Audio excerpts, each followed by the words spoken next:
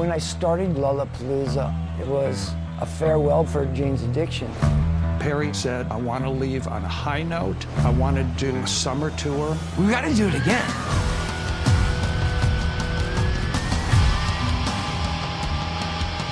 Coming down the mountain! Would you guys like to see that? It changed the music industry. There's an energy here that's sick of corporate bull. We had all been underground bands, but that was changing. It felt like a revolution. You're trying to make adults sick. That was the Declaration of Independence of the alternative nation. We weren't going to be told what to do. The NRA was set up next to PETA. If you're morally offended, out of here. When a car is going real fast, it gets harder and harder to jump out. Lollapalooza has gone from being a fringe thing to promoting popular music. Oh my God, here come the bad boys of hard rock.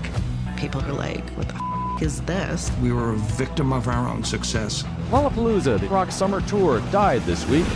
I didn't know what I was going to do, and I was very embarrassed. So we contacted Perry. It looked like he had lost a child. And it was reborn. It's on. Lollapalooza's band was pretty adamant that we push internationally. Lala picks great people when no one's heard of them. Boom, boom. Let's bring real music to the world. That's entertainment.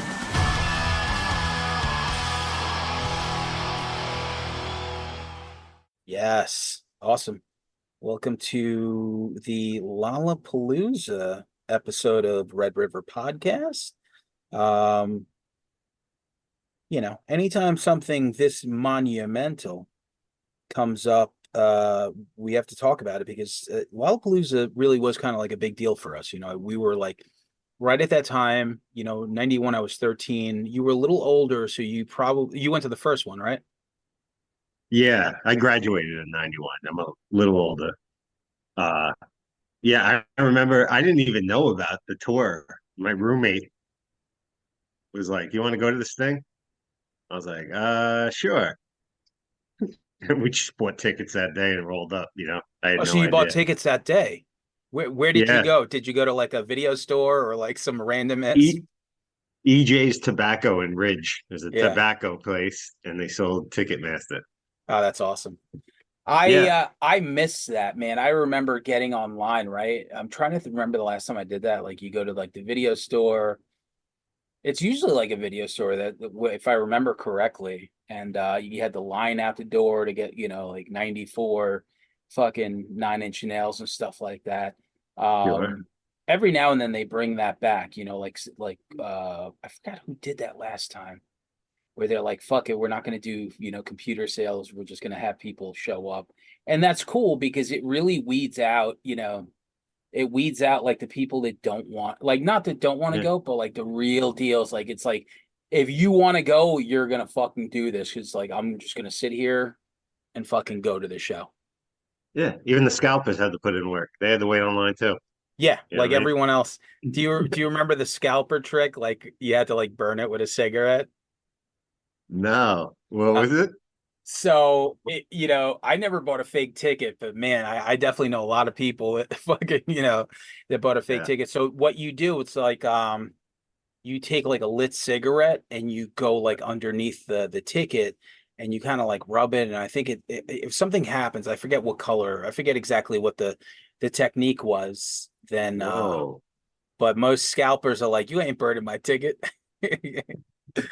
You're like, wait a minute, you're like, just like, you're like a homeless black dude with 30 tickets to go see Green Day. What's going on here? Online made it even easier for them, but I think it was like, was it Ticketron back then even? What was Ticketron became Ticketmaster? I don't even remember the whole. I think there was two, so maybe Ticketron and Ticketmaster. You had to put in work. You did. And now, like, it's weird, man. Like Live Nation or these apps, like you go to like a sold out show and you go to like the app and it's like, you see like a resellers and it's like, what the fuck is this shit? Yeah. Like, what is even like StubHub is owned by like Ticketmaster, right? It's like the same thing. It's like we're getting you going Yeah. in and out, like whatever the fuck, you know what I It's mean? fucking ridiculous, you know. And I know Yeah. you with your boy now, like your son is like a concert lover and a music lover, so you got to go deep. You got them deep pockets over there. Yeah. If I didn't enjoy it so much, it'd be killing me. Yeah, You know what I mean? imagine he like K-pop, Oh man. you know, like if Aiden was like, I really want to see this like new Korean pop band, and you'd be sitting there like, Oh man, I know, and I'd be there too. yeah, you'd be that too. You're like, all right, I guess maybe he'll grow out of this. So, Oh, listen, thank God. Thank but God. yeah, to go back to I was thinking, sorry, when we were talking about shows finding out waiting in line, like I forget even like the most common ways I'd find out about shows.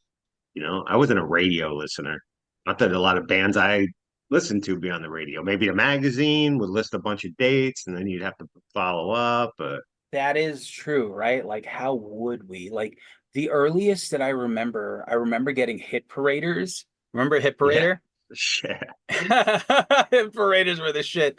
Hit Parader, I would get so the very beginning, right before I ventured past, because I was very big into hair metal, because you figure like, you know, Appetite, I was like 9 years old, and like these things were like, okay, perfect for me. You know, then these records come out. So like right before everything changed for me with Nirvana or whoever, um, that's what it was. Like I would buy Metal Edge, which was like always like the softer shit. Like, you know, Mhm. a lot of Yeah. hair, a lot of extra hair in Metal Edge. Rip Magazine and Hit Parader, but Hit Parader was my favorite because it had like the lyrics in the back. And that's how you would find out about shit. But like when it came to like shows, maybe MTV, Yeah. Yeah, that's true. you know, At a certain point, that would be that. But yeah. Yeah, man. A long time ago. a long time ago. So all right, so Paramount Plus doing a lot of cool music docs. They put out this 3-part docu-series on Lollapalooza. Um, I don't know why I didn't really think that this was eventually going to happen. So when they announced it, I was like, oh yeah, that makes sense. You know, they did the Woodstock one and all this other shit, and Lollapalooza. Everything I mean, it wasn't like the first festival, but like maybe just for like our age demo, it was like so important because it was this traveling tour of like groups, and it was like something that you did every fucking year for a few years.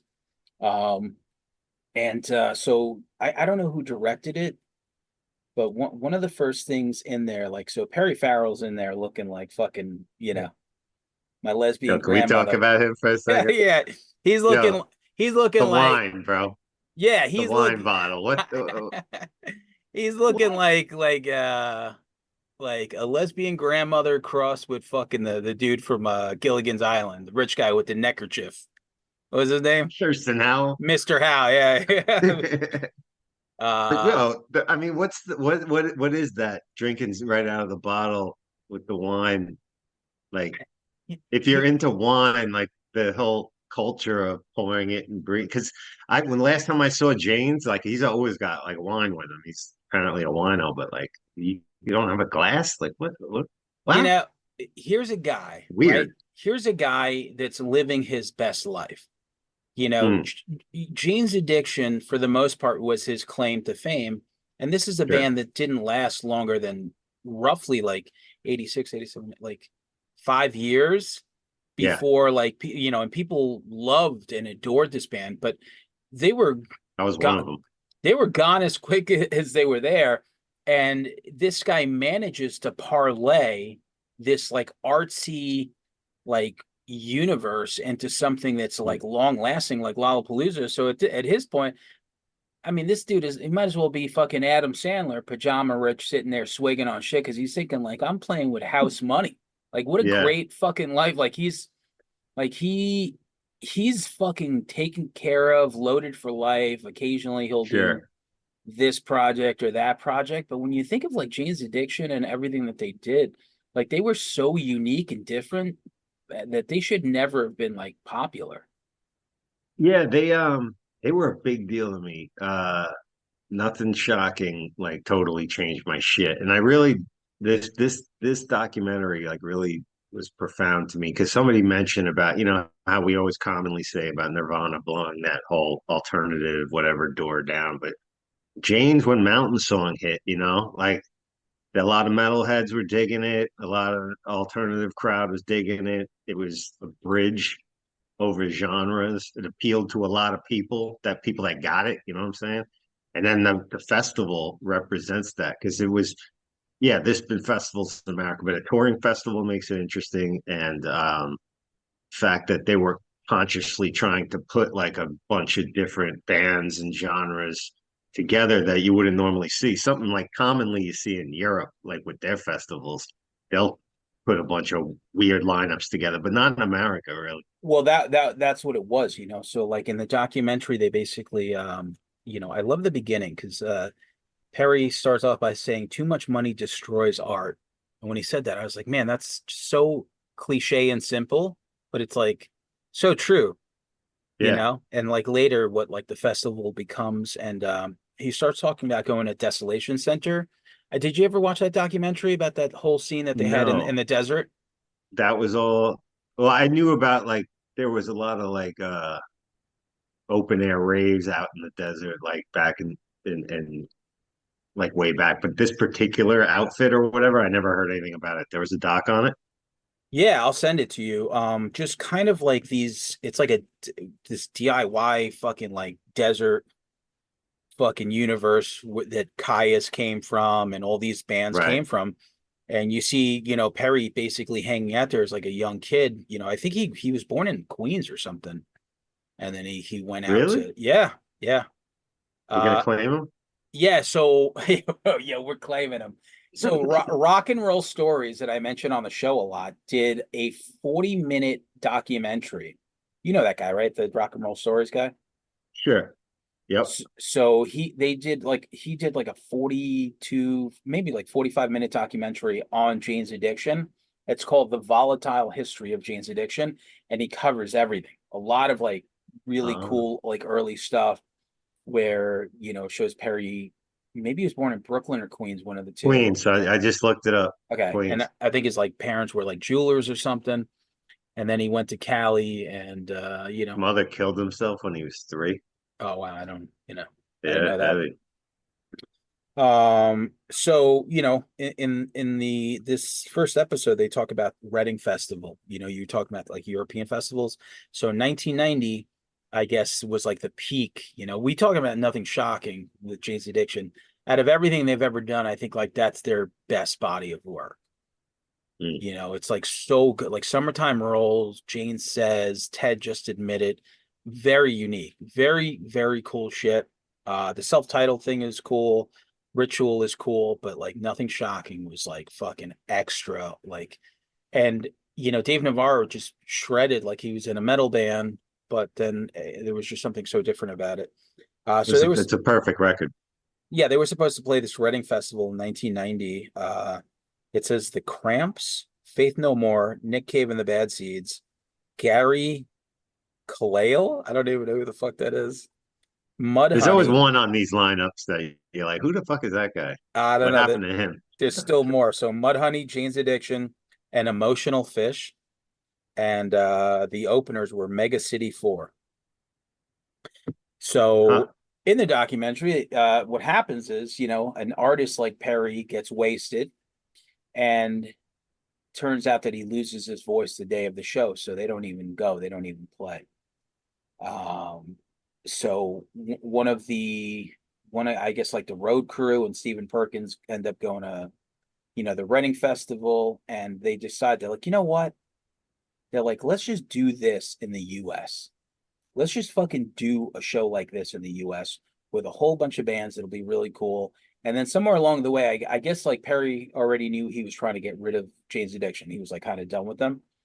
Mhm. So then they're like, hey, you know what? Let's just make this our last tour and we'll just, you know, everyone picks a band, you know, and they picked everyone. And I think they got everyone but the Pixies, if I remember correctly. I think so. Yep. And then hold on a second. Let me just pull up What was the Pixies' reasoning for passing on? Did that ever come about? I don't remember. I don't But they remember if they covered that. but they I ended up mean, with Living Color. That's who took their slot. hmm So you figure in 91, so the Pixies were just about to be done. They were about to make that last record, Trump Lamont, and Frank was about to break up the group. So it might have been one of those like, I don't want to do anything with this. Actually, no, I think Trump Lamont from the Pixies might have been 1991. So that might have been like the year that they broke up. yeah.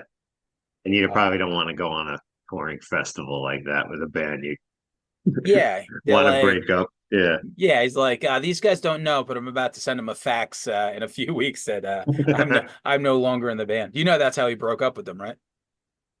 Really? Yeah, it was via fax. Wow. That was Yeah. how Barry Sanders quit the Lines. Really? Retired. That's Yeah, hard. Yeah, a fax from London. yeah. Yeah, I'm no longer in the Lions. All right, cool. So yeah, let's talk about the first lineup. You were there, which Yeah, I went to Jersey for that one. what venue do you remember? Uh, what was it? Was it called PNC then? Damn that, I'm looking at I think it's called something different than it was right now. I'll find it. But yeah, unfortunately when I went, Susie was sick, so she Okay. couldn't perform. Do you So who they replace her with? nobody. Okay. She was just like sick out. So they said something like if you held on to your stubs or whatever when she came back around and toured, I don't know, they did something for you or whatever. I never got to see her though, unfortunately. But So Rollins band was you could still cash in done. on that? Yeah, I still have the stuff. She is one. She is like a band I'd never seen that I hoping she hits the States, being she started popping her head about. So Yeah. uh, I missed her, but yeah, it was incredible. It was I'm a huge Rollins fan, and he opened up. Fishbone didn't play. I think Fishbone was on part. They did sometimes things where So they they split. did, yeah, it's same thing. I Yeah, learned the Violent Femmes as well. So it's probably, yeah, Rollins probably opened because they talked about the first show of that tour was 1991 in Phoenix, and they said it was like yeah, 114 degrees. yeah. Nine Inch Uh, Nails equipment melted yeah, or so that was whatnot. interesting too. Waterloo Village, Stanhope, New Jersey. That was Okay, it. okay. And so like how many people went? Just you and your buddy? Yeah, yeah, just us two. What'd you pay Roll for the got ticket? tickets. $20? Oh, I should have pulled it out before I got to dig it up. It was maybe $20. It had to be, right? Because I think that's how Yeah, much. Yeah. Like the yeah, service fee was probably like $3 or some shit. yeah. I was just like, you get the gas, I'll grab the ticket. Yeah. Rolled up, walked up, and yeah, it was incredible. Gibby did the thing with the shotgun and the whatever Yeah. for the bottles he was throwing. That was just That's completely insane. that's pretty fucking crazy. Like you wouldn't believe that until you look up Butthole Surfer's shotgun and you're like, how the fuck did they fucking get away with this? It You was know? anarchy, man. It was anarchy. Um, so what do you remember? Like anything specifically of that show, like, that sticks out in your brain? Uh, 9 Inch Nails, and what a force they were then. Young, hungry Trent. Like when they played, they stole the day for me. Like they were absolutely incredible, and you knew you were watching something like really fucking aggressively special. You know? With the dude from Filter. Yeah, Richard Patrick. Yeah. Right? Yeah, a lot of people sprouted out of that lineup, I think. But I remember that, and I remember and Jane's Addiction 3 days live was pretty fucking epic Yeah. that night. Yeah. I saw the But clips. I saw the clips for like Nine Inch Nails and like I mean, seriously. So 91 is still pretty hate machine, right? So I don't even, so Wish didn't come out yet. That comes out the following year, but it was maybe, just Pretty Hate Machine they were yeah. working off of. And you That was fucking, all the shit they played from. and you hear like, the clips that they played were like what the fuck, like Sin. Maybe it was Sin. Comes Mm, down to the everything on yeah, that record fucking pummels. Like it's fucking pummeling. That that's fucking another perfect album, album. that album is so good. And when you think of 1989, like from Head Like a Hole to like Ring Finger to Something I Can Never Have to Sin to Down in It, like just Hmm. wow. Yeah, Amazing. and I felt like they had to work twice as hard because that music, it lends itself better to a darker, it's the middle of the daytime, Yeah. that kind of that kind of shit. There's certain bands that like, in the middle of the daytime, it's just. I think of like seeing Marilyn Manson once, and at a festival, probably at Ozfest or something, and the middle, like it's light out kind of, and the fog's kind of like blowing away. It's not going on the stage. I'm like, this is just silly. Yeah. So Like King Diamond playing at like 2 p.m. somewhere. You're just like, yeah, this is the you need same. the atmosphere, and Yeah. Nine Inch Nails was like that, but they were outstanding. They were real and working hard, like aggressive, Yeah. energetic. Yeah, So it was killer. out of this lineup, arguably the biggest band, you would say, right? Like the one with the most success, right? Like, Yeah, by far, right? I mean, Susie's a legend, but Nine Inch Nails is, I mean, what Trent has gone on to too, like scoring movies and shit. That's definitely the biggest. And you know what else was cool about this one too? Like, there was no worry about missing anything, second stages or anything like that. oh yeah, yeah, yeah, They had a yeah. bunch of fun shit to look around. If you weren't into the band, which I was into everybody, but like you could walk around and do shit. But there was enough shit to do without being too much shit. You're right. And do you remember any of like the booths, like anything that stuck out in your head, like any random ass shit? Yeah, a lot of Bajas made out of hemp, Ahead of the curve. shell necklaces or something. Like Yeah. the same shit you'd see at Patchouli fucking Yeah. stink. Did you play hacky sack at all that day? I didn't hacky sack. I never. What about what are Oh, the the sticks? worst? The worst. I was gonna The say worse than a sticks? hacky sack. Devil sticks or whatever the fuck they call. Oh, the fucking sticks. Yeah. Man, Yeah. that's a rough look, man. That's That a is, tough look. yeah. That's a future homeless of America look for sure. Yeah. If All you right. did the sticks, hit us up in the comments, right?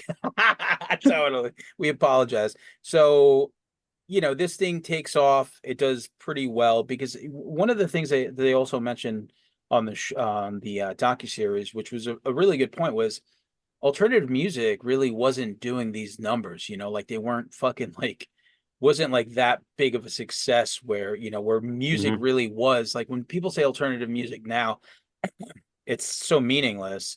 But back then Yeah. it's like, it's like a complete combination, like and it was a success. Jane's Addiction basically did their farewell on it, and then from there, I guess everything needs a sequel. So Mm. 92 comes out. Did you go to 92? Yeah. Wow, Yep. look at you, man. I'm you had those years on me. You had those years on me. That's what it is. Yeah, that's true, man. That's true. And that Uh and that was great. well, because 92 was wild. So 91 and 92 were like monumental music shifting, like everything that came out in those years. So and I feel like the lineup really represents, right? This was also the first year that they had a second stage. So I'm Hmm. I'm gonna go through the lineup here real quick. The main one, you had Red Sure. Hot Chili Peppers, Ministry, Ice Cube, Soundgarden, Jesus and Mary Chain, Pearl Jam, Lush, and then on the second stage you had Rage Against the Machine, Cypress Hill, House of Pain.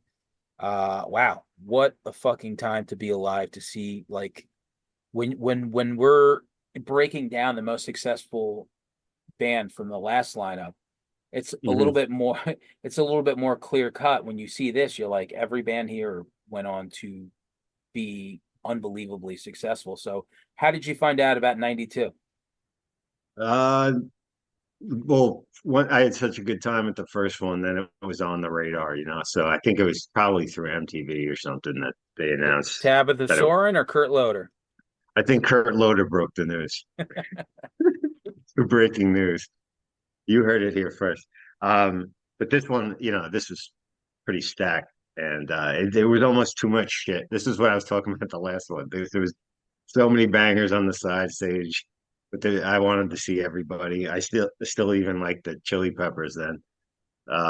Well, yeah, I can't listen to them now, but like back then they were massive. you figure, right? So like let's look at what was going on in 92. Red Hot Chili Peppers, are on their Blood Sugar Sex Magic album, which was like fucking gone, like just astronomical. Ministry was on fucking Psalm 69. Even for a band like that, like you see NWO, mocking George W. Like this is like primetime video shit. And let me Ice tell you Cube, something, yeah, that when they played NWO, that's I'm getting goosebumps thinking about it. Like yeah, that's one of the times that I've seen a place like lose their shit collectively. When yeah, they went into the opening of that shit, that fucking pit was ridiculous. crazy. Yeah, yeah. Then you have Ice Cube that was just like, I mean, massive. Like, so 92 is probably the Predator, if I remember correctly. So that was like Yeah. already 3-4 albums deep of like bangers. Soundgarden was on Bad Motorfinger. Mm-hmm. Jesus the Mary Chain, Legends. Pearl Jam was on fucking 10, the first album. Just 10. Yeah, because that story with when they were the one guy wanted to book them, Yeah. and they weren't even like hitting then. Well, the Yeah. album wasn't even out, right? It wasn't out, and so once the tour started, I guess it took off because I think they might have been so they were after Lush, so they were the second Yeah, band, and once yeah, that shit took off, the people, because they were talking about like everything was manual, there were no scanners, so people were like breaking your ticket. I don't know yeah. if yeah, what was the last time you went to like Jones Beach or something, or you go to a place? This happened at Adjacent too, where we played, where like the line to get in was so clogged because of like, I don't know, like people were just like, I don't know, it felt like a drop at a time and shit. So I couldn't imagine Yeah. what it was like at this point. When did It you took a walk in? while. What was the first time, the first thing that you saw when you went into this one? Oh, we were there like mad on time because I'm a big Lush fan. Yeah. Had a huge crush on Mickey. Yeah. Will do. So we were there on time. I was up front for Lush. Like Oh, so you the caught next everything. year, we'll get into that. It was like fucking ridiculous line I heard the Um, opening chords to Rage, but yeah, I um, think overall with this one, man, I think Pearl Jam still I think had the most electric performance. They like stole the day for me. They impressed me a lot. Eddie was doing all that like crazy shit. so do any of these bands still resonate with you? The way they like once did. I mean, Yeah. I mean, just Pearl, like, are you I don't still, listen to Pearl Jam. Like I like Verses and 10, like yeah. in a couple of songs and shit. So I never, and I don't listen to the Chili Peppers. Ministry kind of sounds the same, you know. Uh, but I still listen to Lush on the regular out of all Yeah. those. Yeah. What about Jim Rose? Is this the first Jim Rose thing? I did not watch Jim Rose. I feel I like just that was he like no, I think he was main stage. He might have been like at the very beginning. he wasn't on the main stage when we went. I Okay. don't think so. Yeah, I think it was a whole separate fucking area if I remember correctly. All right. Because Yeah. I don't think I wanted to miss any music. So Yeah. You didn't want to and see you didn't want to see people okay. like lifting cinder blocks up with their nostrils or, or whatever. I was good on that, but you know what? That didn't even bother me as much as what had no idea that bile fucking. Yeah. I mean, can you imagine? Like you're like Eddie Vedder or like some huge, and you're gonna like do a shot of some guy stranger's bile, like Yeah. just like and risk it all. Like what? I feel like that shot of bile worked out very well in his life, if that's what really propelled him, because from 92 on, I feel like Eddie Vedder's life really took off. So it might have it might have been the shot of juice that he really needed to get him You know, if you're Shit. his In that case, serve it up. Yeah. You know, you're probably thinking like Eddie Vedder's like, I can't believe I'm on this tour and you're young and you're like, fuck it, I'll drink somebody's fucking bile, you And know? Flea did it too. Yeah. Flea, who in this documentary looks shockingly like that Heaven's Gate cult leader. Yes. What is up Yeah. with that? Yeah. Yeah. These pajamas and shit. I think I heard, isn't he in that band, The Smile? Right? Is he in the With band The Tom Smile? York, the Tom Yeah. York band? Yeah. Oh, I didn't know. Flea? Who is in this? Wow. I I feel actually like, like the record that came out this year. yo, I heard one of their songs yesterday and I was kind of like blown away. I was like, why is this so good? It's their second record. I didn't love the first one that much, but this one was I take pretty it cool. back. I take it back. It's only Tom York, Johnny Greenwood, and Tom Skinner. I don't know what the fuck that is. The thought of like Tom York singing that kind of style and Flea like next to him with a sock on his dick slapping his bass You kind of know makes me what? laugh though. When you put it that way, I guess, yeah, it probably wouldn't have worked out that, you know. All right, so let me just pull up the rest of this. Yeah, 92. Man, I wish I would have gone. I would love to have seen all these. I mean, I ended up seeing all these bands later on, but Oh, and on this list too, it says Temple. I didn't know that was a thing or an option, but Temple the Dog played because you had Pearl Jam and you had Soundgarden on there on the second stage, according to oh, this. interesting. Let's see. Stage. Maybe not on the regular or whatever, but you got the bands together. I mean, how often would you get a chance to see that? Yeah, the Stone Temple Pilots in there. So like basically, yeah, like a lot of, let's see real quick Cool. who was in Cool that. played the second stage. Who did? Tool. Oh, Tool, yeah. Yeah. Let me look real quick. That was a wild story about Adam Jones, Tom Morello, and that girl from Babes in Toyland all in high school together. And then they're on the Yeah. tour. Yeah. Wild. That is pretty yo, like that is pretty fucking wild. Like really. Yeah. Yeah. The Jenna Tortures were on some of these dates, the Booyah Tribe, second stage. Anyone else? House of Pain. House of Pain in Cyprus. Luscious Jackson. Love and Luscious and Porno for Pyros. Yeah. Yeah. Yeah, that's pretty cool. Did you like that first Porno for Pyros record? I love it. I think it's great. Great, right? Yeah, I love like when that first came out, so that was like 93. That video for Cursed Female was so weird and unique, and years later you find out it's Buck Angel. Yeah. Yeah. You know, because like Buck Angel went on the Stern show, and like, you know, Buck Angel is like a trans man. Yeah. So she used to be a girl and she turned into a man. And when you see Buck Angel, he's like a muscular, tattooed biker looking dude. And I didn't know, when you watch Cursed Female, like that, this really androgynous looking person in the khakis and like the LA look, the LA fucking gangbanger look, was that video's dark, and then like the music is like so dark too. But yeah, that record's great. I didn't love this. I didn't love the second one. Yeah, I like Tahitian Moon, like most people, and then that's about it. Yeah, because it really it was like very slow. I didn't like, I mean, it's been a while, maybe I'll revisit it, but I just remember really loving Tahitian Moon because it had such great dynamics. But I think Perry just seems like he loses interest in shit really quick. He likes getting the new thing going, and then it's like, he's like, I'm good. So everything's blown up, right? Like by 93, like it's like hair metal is pretty much done, right? By 93, you know, everybody had Nevermind. Everyone had Nevermind. Like, you know, Firehouse was on its way out. Warrant tried doing Dog Eat Dog. So like there was like this like changing of the guard.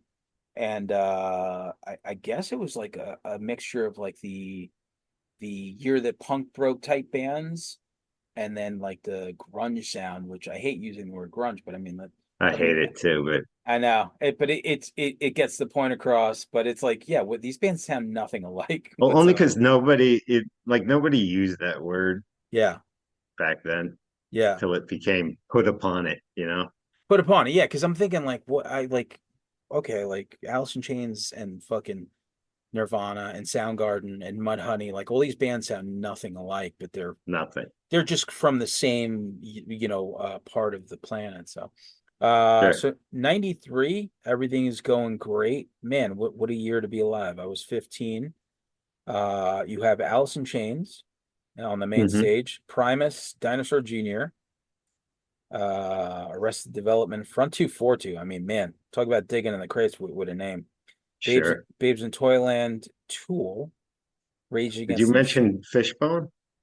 Yeah, oh yeah, Yeah. Fishbone, yeah. Yep. Yeah. So Killer. you figure Alice in Chains, right? Oh, so Dirt. They're on Dirt because Dirt Hmm. is 92, and that was just massive. Like from the single soundtrack on, right? So like you get Wood, and then they catch some heat on that, and then they put out Dirt, which is the greatest. Hmm. Primus was probably on Pork Pork soda. Soda, yeah. Yep. Dinosaur Jr. was on Where You Been. Hmm. Fishbone, I don't know.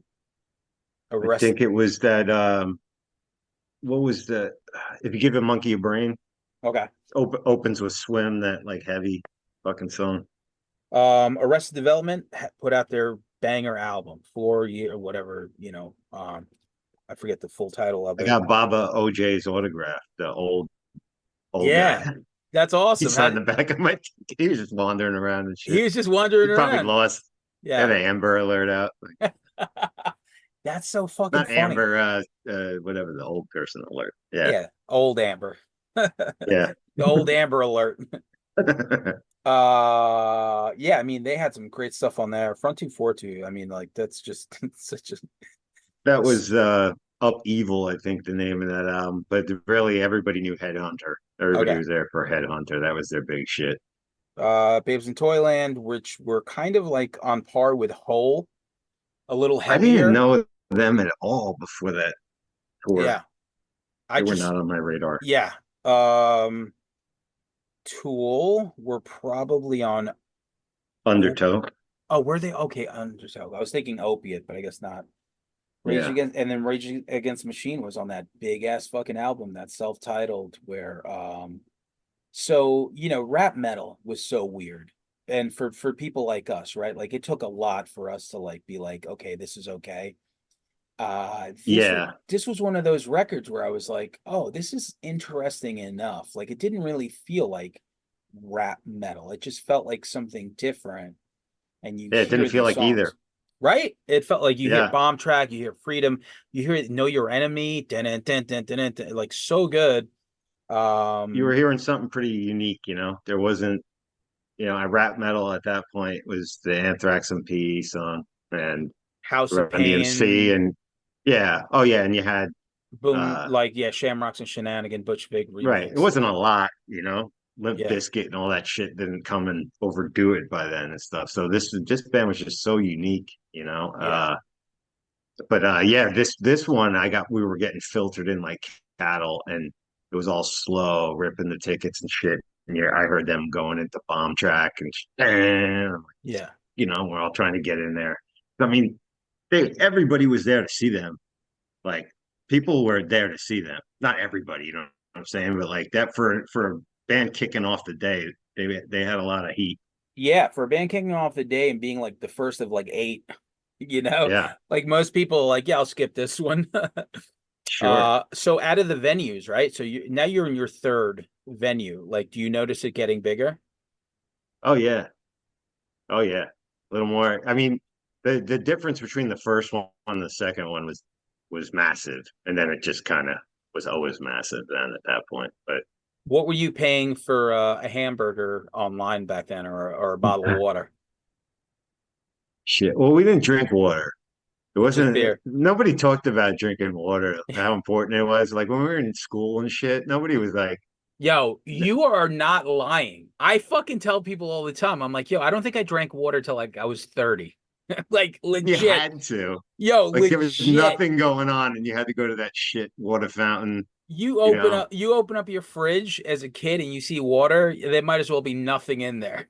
It's No, just like, that's the shit that comes out of the tap. We wash dishes with that, I yeah. guess. But like, I don't drink it. I'm like, where's the Sunny D? Where's the 4-8? Where's the Lipton Yes. iced tea? Yeah. But Yeah. man, everything was, affordable. Not to sound like an old man and shit, but like, and obviously inflation, and things, but the percentage of the increase is so, you know, outrageous at this point. But like, I was a broke young kid and stuff, but I could go have a good time, get a t-shirt, feed myself, wasn't bad. Who'd you go with on this? Bunch of friends, Bunch of friends. probably like five or six of us, maybe. I don't even know. If Brant listens to this, he's gonna correct all my bad memory and shit because we went every year. We Very were, cool. yeah. Cool. All right, yeah. So Besides page. let's look at some of like the second stage. Right off the top, the Verve. So that's interesting. Sebado, Right. which is cool because by that time Lou Barlow was out of Dinosaur Jr. Man, a bunch of bands I don't Don't really know a lot of these. right. Luscious, I see again. Yeah, Luscious Jackson again. Thurston Moore. Yeah, yep. Yeah, I don't know a lot of these. Ethel lot. Meat Plow. I do remember that name. Do not remember what they sound like. It just makes me laugh. The Swirlies. Yeah, seriously. Like, look at this. Paul K. Charlie and Hunter Trio is a jazz trio, which is very Paul K. and the interesting. Weathermen. Yeah, Who is that? the legendary Archers of Loaf. I don't know. I'm just like Paul K. and the It's like Weathermen. yeah, this is anything that doesn't have a link. This is a way big step down from the second stage at the second year. Which is fine because but then again, like, to somebody somewhere, these bands were the shit, but Sure. it's weird because like none of these names, like seriously, like aside from like But it was almost like work. I remember like getting there, we'd have to see these things like who's playing at what time, like have to calculate, oh, I want to see that shit. Because it wasn't like you could just hop over here and hop over here. You had to like wade through a big sea of humanity to make your way across and plan your day out. That is the thing with these festivals. Yeah. Anytime now, like when I look at festivals, like you see like 100 bands. I Yeah. want to see all these bands, but it's like, but you're not going to see all these bands. Don't give me a job to do, man. You're not I took the day off of work. Yeah, you got to zigzag. So like, I remember going to like Riot Fest. Maybe that was like the last festival we went to, and it's like, oh, okay, like I could watch 15 minutes of like a band. So basically it's like everything's like a sample. It's like, okay, I watched 20 minutes of like Arctic Monkeys, so I could walk over and watch 20 minutes of Queens of the Stone Age. So then I could walk over and watch, 15 minutes of Cypress Hill. And I like that. So that's fine. Like, do you? It sounds like a lot of like it depends. Like, I'm enjoying this, but I have to stop enjoying this to go enjoy something else. There was a few things that and especially if you have to walk long enough. Right. I remember maybe At the Drive-In was playing the same time as like Wu-Tang. And I caught some of At the Drive-In. I was like, okay, this is not like, it's not like great. So let me just like walk to the Wu-Tang stuff, which was great. Super packed. But yeah, when you get so much value for your ticket price, yeah, it's fine. It's like, fuck it. It's like, this is a music festival and everyone tries something, but then later on the headliners, like the last couple of headliners, you'll be like, okay, well, here's, I'm trying to remember. So Jawbreaker did their reunion, but before Jawbreaker, what is that band that Cypress Hill and Public Enemy were doing? Prophets of Rage, right? Yeah. I was like, no one's gonna care about this. I went there, I couldn't believe like everyone was there watching them, And I'm thinking Wow. like, well, this is interesting because it's really just like Rage songs, Public Enemy songs, and Cypress Hill songs, which I get, but they're performed like, I don't know. I just couldn't believe that people cared that much. Mm. And as soon as they were done playing, like half the place left, and we watched the Jawbreaker reunion, which was like a big deal. So, but all right, moving right along, 1994. July 7th, 1994 to September 5th. This was the first year that I went to. Nice. Randall's Pretty, Island. yeah, pretty exciting. What a lineup. So let's go to the main stage. My beloved Smashing Pumpkins, Beastie Boys, George Clinton and the P-Funk All-Stars, The Breeders, A Tribe Called Quest, Nick Cave and the Bad Seeds, L7, Boredoms for the first half and Green Day for the second half. Now that's a funny story. Do you remember that story? Yeah, right. So I guess whoever was managing, maybe Green Day, they're like, I don't care what I have to do, I'm not leaving until Green Day's on this tour. And Perry was like, they could do half the tour, but if I'm gonna say yes to this, then I'm gonna take the Boredoms, which is like a noise band from like Japan. They're terrible. Yeah. They're terrible. But I fucking love that just because he's such a fucking like, I don't know. Perry is just He didn't want anyone to put upon him. Yeah. Like, I don't think it had anything to do with the band even at that point. It's No, just like, it was just labels aren't going to come in here and tell me how to run this shit. Like, this is my shit. And at that point, they knew like the cachet that Lollapalooza probably had. They're like, okay, this is turning into a big deal. So like we're trying to break this band. And Green Day was popping. 94, yeah. So my first show ever was 1994, which was Green Day, which is funny because later on, like I liked that one record, but it was never a band that I ended up liking. It was just a show. I was just probably like, hey, I just gave my son a graduation present. We're going to City Field for the Green Day, Smashing Pumpkins. Who else is there? Rancid? Somebody else? That's okay. That's really good. Yeah. Yeah. I haven't seen them since the Dookie tour, probably. I do not Philly. give a fuck about Green Day, but I do like those two other bands. Mm. But your son's so new to it. He loves. Yeah. He probably loves it. So you ran out and bought that Boredoms album after. Were you here? Did you arrive on time? No. Were you in on time? I don't remember. Right. So probably not because. So back then, I probably didn't care, or maybe Green Day wasn't. I don't remember Green Day really being on the show. So it's probably the Boredoms only. I think. Okay. I want to say. Then that would make sense because we were like, whatever. L7, we were like, no. Nick Cave, we didn't care about anything until Tribe. I love Nick Cave, but that's not a festival act. Yeah. That he's gonna do a tight 45 or whatever. It's just not that shit. No, yeah, for sure. So we came in hot on a Tribe Called Quest because it's Tribe Called Quest is just one of those groups that everyone loved. So yeah, it's 16. I was just we loved. So 94 was probably that was Tribe would have fit any year. Like Tribe could have done this at any year and they would have been below. And I don't so like there was no hip hop no, Arrested Development was. And that's fine. So you have Ice-T, then you have Cube. And Body Count. Yeah. Then you have Cube, then you have Arrested Development, and then you have Tribe Called Quest. Great. And the Beasties. The Breeders, I mean, this was like peak Breeders. This was like they're on the last splash. Yep. I just saw them at the King's Theater do the last splash. Oh yeah? They sound lovely. Yeah,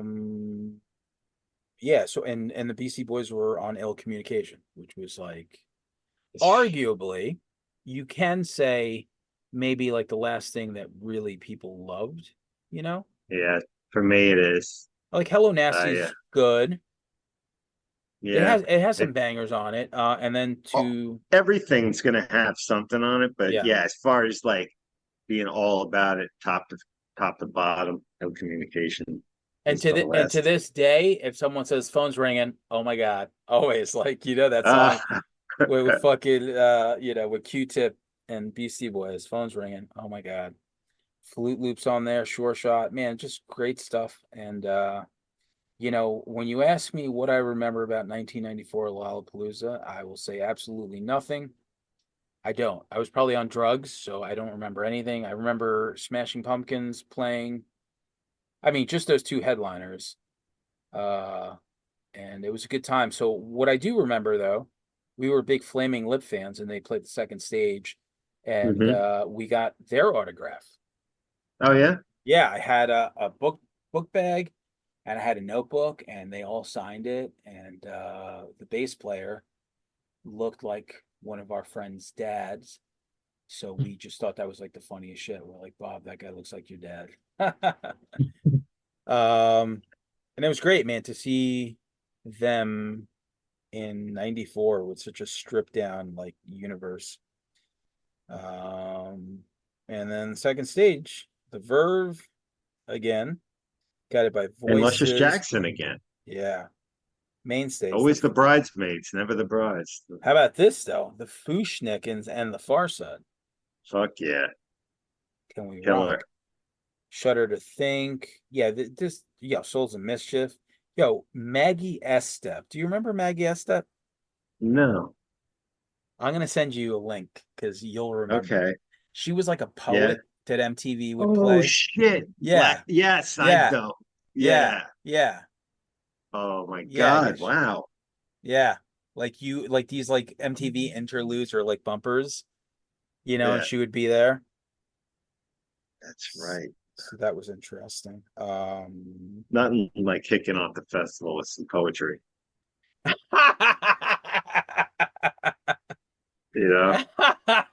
Yeah, I'm sure that was pretty easy. I'll never forget it. We all snapped our fingers. We loved it. Yeah. I'm gonna read you guys a poem. Hickory dickory dock. All right, moving right along. We got 95, 96, 97 left. 95 is the first year I did not go.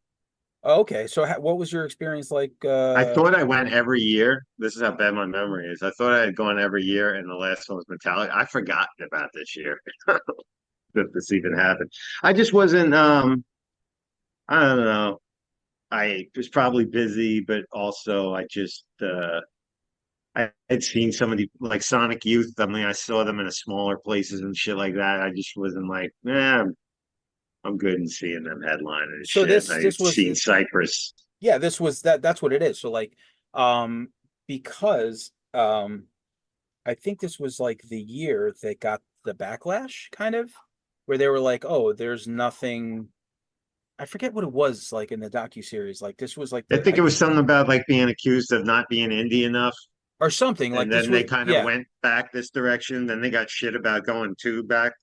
Oh, yeah, that's what it was. So, okay, they went to commercial in 94, so then they went back. That's why. So, okay, yeah, because Sonic Youth, Cypress Hill, Pavement, Sinead O'Connor, Elastica. Shout out to our girl Justine. Elastica replaced O'Connor. Oh, okay, as did Moby for a few shows. Beck, Jesus Lizard, and the Mighty Boss Stones. It's funny that they just going back to like 94, like they were getting accused of being too big and go, the Sonic, I mean, Beastie Boys, Smashing Pumpkins, Chocolate, like you're going to catch flack over having that fucking lineup in that year. It's insane. People just complain. Yeah, I think it's good to know that people complained. If the internet was there, it would have been, it would have been hashtag cancel fucking Lollapalooza 94. Did you go this year? I did. I loved it. So here's what I'm gonna say. Okay. This was like really peak position insanity. So I was like 17. All right, so let me break it down real quick, right? So this was the year. Oh no, maybe is that 95? Maybe it was 95. Holy shit. I went to go see The Cure. I had 4 shows in a row. I went to go see The Cure at Nassau Coliseum. Then I bought 2 tickets to this Lollapalooza, right? And then I had tickets to go see Smashing Pumpkins at MSG or Nassau. One of the when the day Nice. that the day that the keyboard player died and Jimmy OD'd. So Wow. I remember going to this, and like my mom like hated me just for being such a degenerate. That I remember the joy that she got coming in, because I was like went to 4 shows in a row, and I was probably like a drug addict. She's like, "You're not going to the Smashing Pumpkins. Somebody died." And I was like, "Bullshit." And I woke up and I turned the TV on. I was like, "Fuck you, Ma." Or Ah, man. something like that. Yeah, so What a this parent flex right there. she was like, I don't know Oh, what. I'm gonna wake this motherfucker up and Yeah, tell him that one of his she's band like, members she's died. like, yeah, this devil music, kill your father, kill your mother, or whatever. Oh yeah, I've heard that a lot. But I love this lineup because we were really big into Sonic Youth. For this one, was the Jet Set album. So Bull and the Heather Hmm. was kind of like popping at this time. Hole Sure. was Hole was massive. Cypress Hill, fucking massive for sure. And we love Pavement. So I remember one of my memories, I do remember being so fucked up that I was nodding off standing watching Pavement. So Was this at Randall's Island or where was yeah, Jones Beach? Okay. Randall's What Island. they made it sound Pavement got a really shit treatment at that on that Uh tour? The people into it? Like yeah, I don't think I guess they remember. made it seem Yeah, like that. yeah, I don't really. They showed that one scene, right, where people were throwing shit at them, Yeah. And but that it was girl was one of the talking heads, she was saying, yeah, it about wasn't. No, yeah, it wasn't. nah. But you're right. So by that time, I guess in the That's what doc, Crooked Rain? That's no. So 95 was Wowie Zowie. okay. Might have even been Bright in the Corners, to be honest with you. But so yeah, what they were discussing on the docu-series was like, by that point, like frat boys have adopted this thing, right? So Lollapalooza is like, okay, we came here to see Green Day, Rage Against the Machine, like whatever it is, like that universe. So then Lollapalooza is like, all right, we're gonna shift gears and we're gonna give you guys Sonic Youth and fucking Pavement and fucking Moby and Elastic and Beck. Beck was like a nobody back then. So a Hmm. lot of these, like people were probably like, oh yeah, like I don't know what this fucking nonsense is, especially if you're towards the end waiting for Cypress Hill, which I'm sure a lot of the bros were, and you have to sit through Pavement. You're probably like, what the fuck is this shit? Jesus was it Yeah, probably didn't but go down well.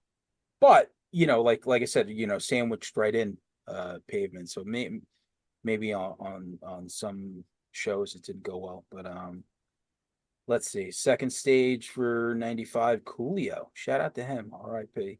I seen Durag come up on a couple of these years. Who the fuck is Durag? Should I know who that is? I don't know. He sounds awesome. He or she sounds awesome. Hum, The Roots, You a Super Tango? Chunk. Yeah, I mean, like what a Tango? yeah, this Built to Spill, Snoop? Snoop Dogg. All right, Brainiac. Patti Smith? Yeah, Super Chunk? yeah. So Killer 95 was a good Yeah, year not bad. for me. That brings us to the last two Lollapaloozas, and you said you skipped 96 as well, right? I went to the Metallica one. I wasn't That planning was on it. 96. Somebody Yeah, had tickets. I can't remember how I came across the ticket, but it kind of just fell in my lap. So we're like, fuck it. that And was wanted not. to see the Wu-Tang. So Yeah, like if Wu-Tang wasn't on it, might have been like, yeah, fuck it. But yeah. it was weird. They alluded to it, but I felt I don't know, the vibe was weird that year. They talk a little bit about it, but I know what they're saying. Wu Yeah. Tang was I was like treated disrespectfully at the New York show. I thought people yelling, throwing shit. Once again, I wasn't tapped into that. I mean, you could be Mm. right, but I was just so not on planet Earth those years, so But like you yeah, you it probably just you were older and wiser. The Metallica contingent, you know, and listen, Metallica is one of my favorite bands in all history, but you know, with the after the Black Album when they went load and reload, and all the NASCAR Yeah. fans were like, check, like it just you could look around you and like, you know, there's less weirdos and more like Dale Earnhardt guys or something, you know, like I'm not exaggerating. Yeah, and that is like, when you really break it down like that with that, like that rear view mirror, it is true, like but everything starts off great and eventually it's like, Sure. you keep it going because you're employing a bunch of people and you have this Hmm. festival. And by now, like Lollapalooza is like a thing and people fucking know about it. But yeah, like to go from Sonic Youth headlining one year to Metallica, the crowd that you're going to attract is just going to be completely different. And I don't really think people were that open-minded. Definitely not 96. So you have Metallica headlining, It's Soundgarden. almost like it's having an identity crisis at this point because, like we said, '94 with those lineups, you're too commercial. We reel it back. We go more indie. It's too indie. All right, now we're gonna get the biggest band in the world on here that might not fit, or it just it's all herky jerky, you know. But also, a good point too that Perry brought up is availability, you know, Mm, money. So everything just sure. comes down to like, hey, do you want to do Lollapalooza? We could offer you this much money. What's your summer looking like? It's like, okay, well, we're gonna do X, Y, and Z this summer, so we can't do these dates, and that's really where it goes. Right. But Metallica, Soundgarden was about to break up, right? So they were on their last album. Yep. Ramones, I totally forgot the Ramones, right? It's amazing that it took them this long to get on it. And this was like on Adios Amigos. I guess they were like they were done. Whenever Rancid, they were on Howard Stern, they'd always bitch about how they never got enough respect. yeah, And they were right. they were right, yeah, for sure. Yeah. Screaming Trees. Let's see what else. Shaolin Ma- monks. Main stage on selected dates: Rage Against the Machine, Cocteau Twins, Waylon Jennings, Cheap Trick, Violent Femmes, Wu Tang, Steve Earle. Yeah, it's funny how to be present in the moment. And that's what really drugs do to you. And living a lifestyle that I was living at an early age, like I wasn't really mentally there. So I was there and enjoying this stuff, but like, I don't know. I don't really remember any of it, you know? Hard to retain. Yeah, for sure. So that's kids, if you're listening. Yeah, it was a drag for me. We actually left early. I didn't even see Metallica. Yeah. You were like, give me fuel, give me fire, give me You're like, I'm out of here. We were just like, you want to just go? Which is something Yeah. I never thought I would ever have said at these things. Yeah. And Well, we left. in 96, they were probably playing a pretty atrocious set, to be honest with you. I wasn't fucking they weren't anywhere like I was way somewhere way else than Yeah. that shit.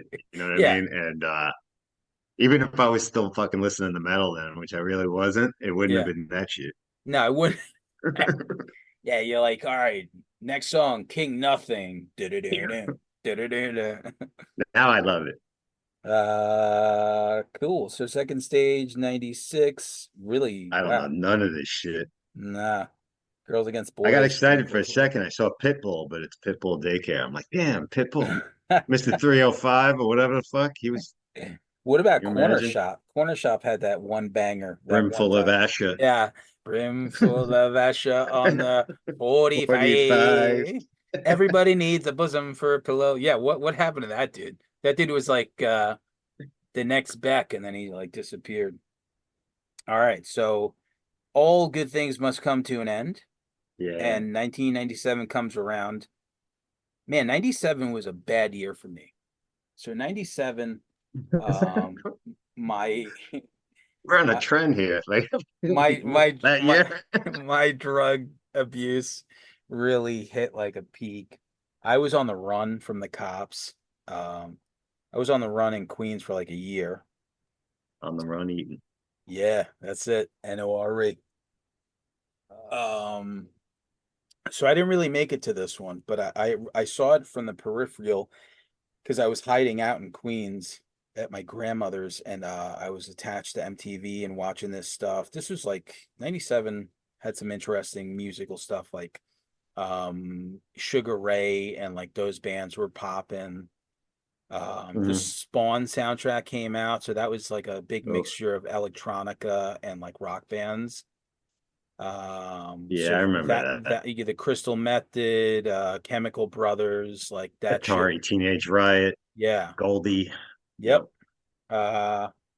So these Yeah, guys. I had gone to a lot of raves. I had seen some of these. I've seen Orbital. I've seen the Orb and Prodigy. I've seen all those acts. Prodigy before they had a front man kind of singing. When it was more just You were tapped like into music for. this. Yeah, you were tapped into this. Yeah, universe. but like I didn't want to. I didn't need to see it with like a rock festival. Like, Yeah. if I was going to one of the those parties that had that shit and I was in that headset, like I had a good time and I enjoyed it. But Yeah, kind of like not rapid metal and shit. I'm like, just keep it separated. yeah, not like it's like, oh wow, this is a guy that normally plays a rave. Let me just stand here with a bunch of people staring at him.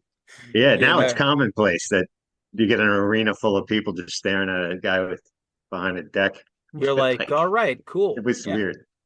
So this was it, man. This was like before they wrapped it up. So the main stage was interesting, right?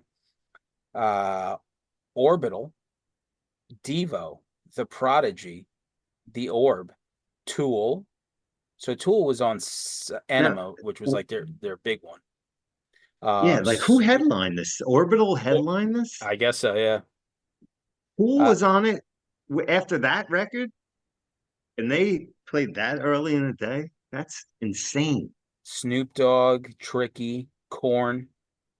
So Korn dropped out in July owing to illness. They were probably, because Korn was big at that point. They're probably like, yeah, this is a fucking sinking ship. God, I can't imagine sitting through a Korn set and then hearing the Orb come out. Like, that's what I'm talking.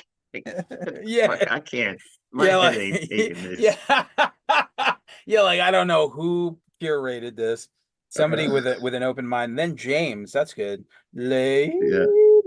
Julian Marley and Damian Marley, and a really cool opener, Failure. That's really cool. Right around the Fantastic Damage. And it says they Fantastic Planet album. They headlined the side stage and filled the main stage void when Korn pulled out. So they did both, double duty. Some of the second stages here. So Beck, the Dr. Eels, Octagon, Novocaine for the Soul, old 97s, Dr. Octagon, our boy Cool Keith. Oh yeah, Lost Boys. That's about it. The worst Porno for Pyros, apparently. So Liam Howlett of the Prodigy. The worst thing was the venues. They were all seated. Yeah. Obviously, people don't sit down to watch the Prodigy, but the security people were making them sit down. You had all the expensive seats at the front and the mosh pit at the back. It was all wrong. Yeah, that's odd. All right. Well, listen, and then they kind of wrapped it up. So I think what did they do? They did like a 2003 thing, which didn't work out. But that was like Jane's Addiction, Audio Slave, Queens of the Stone Age, Jurassic 5. And then in 2004, they canceled because I guess, by this time, a bunch of shit happened. Even like, I think Perry later on after 97, I feel like that's when he did the ENED Festival, which was like dance music. Like it was like electronic and dance music. So I guess he was DJing even at that time. Yeah. So I think he, he might have been in charge of that 97 lineup. Definitely. That's got him all over it for that time period. And then he even said at one point, Rick Rubin offered him $1 million for the name Lollapalooza, but he held on to it, thankfully, for himself. Good job. Yeah. And then I will say this, in 2007, I did go to I went to Chicago, Grant Park, to go watch Lollapalooza for the first time in a while. And it was fucking fantastic. And that's a 3-day Yeah, right? so then they shifted it to like, okay, one location, 3 days, and I feel like that's a really good sustainable model, you Hmm. know? And then you invite a bunch of people and but It's now definitely uh, when you think about God, a traveling festival of that fucking size, that kind of production. Holy, I can't even wrap my head around what yeah, must go into that. a lot of things could go wrong. Um but yeah, now but listen, Lollapalooza just cemented like it's like history. It's like such a Well, they put the blueprint out for Ozfest, picked that up, yeah, and did that shit. Ozfest, But yeah, Warp Tour. sure. Now there's like 100 different festivals, like completely. Like every like the summer hits and there's like you No festivals you touring ones though, right? no, I don't think so because there's so many. What's the point? Yeah, So that's now true. now these bands, you know, connected dots, it's like, June, July, August, September. It's like, okay, we'll do all these festivals, or as they call it, like festival season.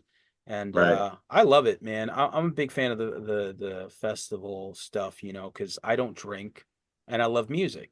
So to me, I ping pong around. It's like, oh, I want to see this band, I want to see this band. So I'm constantly like, I would have no problem going to a festival by myself because it's like overload of stuff. Yeah. And I'm like, oh, I love it. But all right, well, listen, you said it all. Yeah, and the third episode was like, all right, that was such a letdown. Like, yeah, and it's funny. I watched it with my. Obviously, I got to go through the whole history, and I hate to sound like the old guy, but with that, I just the more recent years and the fact that they had like Lady Gaga and all that shit, like all these bands that could play like anything festival. It would be nice if they kind of held on to that. Happy summertime, motherfucker!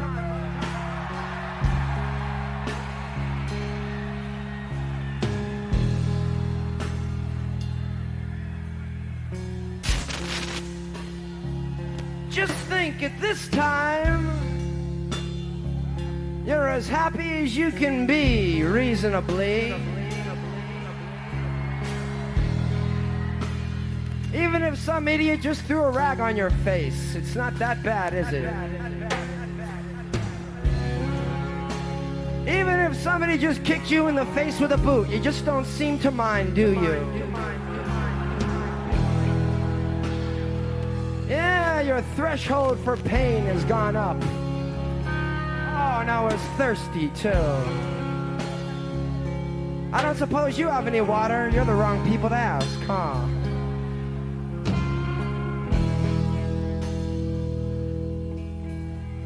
Thank you so much.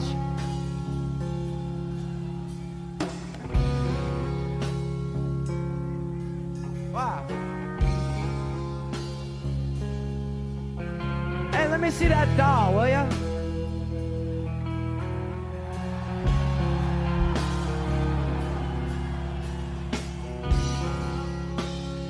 Kind of looks like Dave, don't you think?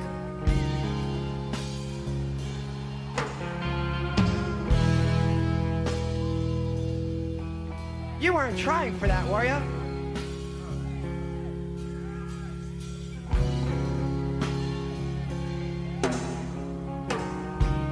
Oh, pottery, too. We have all kind of artists in the audience today. What's this for? Chapstick? If you guys would throw money up, I'd really appreciate it. See if you can get it through this hole. A lighter. Well, why don't you throw a joint up so I can use it? Wait, one at a time now, one at a time. You have to organize. That's the whole key, man. We gotta organize. Okay. No more money. I'm a rich man now. Thank you.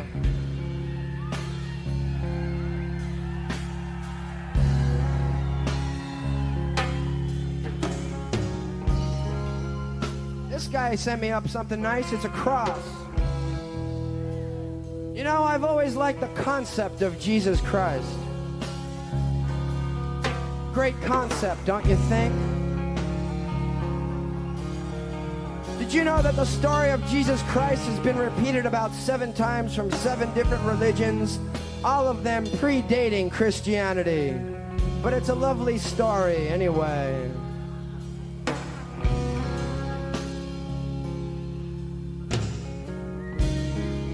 Oh, where was I? Oh yeah, back in the summertime.